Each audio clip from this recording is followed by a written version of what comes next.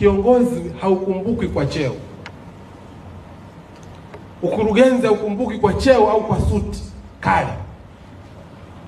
Utakumbuka kwa alama. Naomba tukaache alama.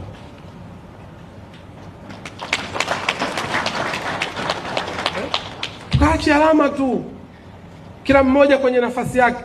Tukaache alama ya maendeleo kwenye hii sekta. Bwana, hapa alipita katibu mkuu anaitwa Mwajuma Waziri. Mwembamba, sindano ndogo lakini ndio inashona madera na makoti. Tukifanya kazi kubwa, hata hao wanaokuja watafanya kazi. Sisi kwa tulisindanishwa na World Bank, nchi zaidi sijui 40 ngapi kwenye kutekeleza miradi ya maji, programu ya P4. Tanzania ndio inaongoza miaka 2 mfululizo. Juzi rais amepewa pena tuzo nyingine.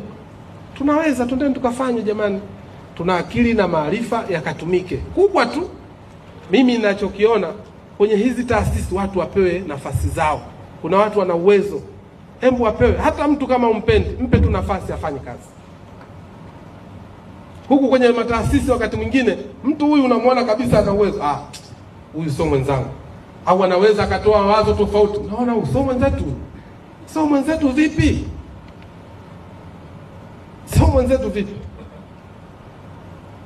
Lazima tukubali kwa kuishi na kuheshimu mawazo tofauti. Lakini hayo mawazo tofauti basi yawe yenye kujenga na sio kubomoa taasisi.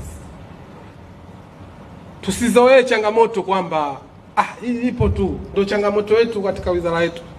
Ndio jambo linalo tusikubali tufike mwisho. Kwa mfano, swala la upotevu wa maji lisituone limetushinda. Sasa kama vijana hawa wamemaliza chuo, kwa nini kutupia hii sera yetu ya maji? Wasijiorganize vijana wakasema sisi tunachukua huu mradi watu 10. Si umejengwa tayari.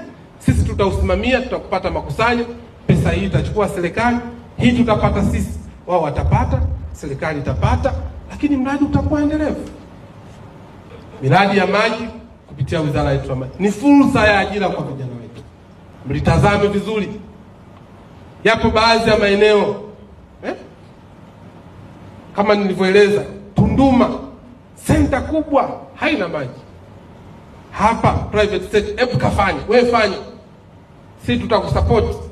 Pale ukishaweka maji watu watalipia tu. Population iliyokuwepo pale. Yaani hiyo kwa mfano unafanya business nini? Analysis, yani iko wazi tu kwamba mimi nikiweka maji watu hapa tutapata na mambo yatakwenda vizuri. Nikuombe sana katibu mkuu. Hii ndio moja ambayo tunatakiwa twende.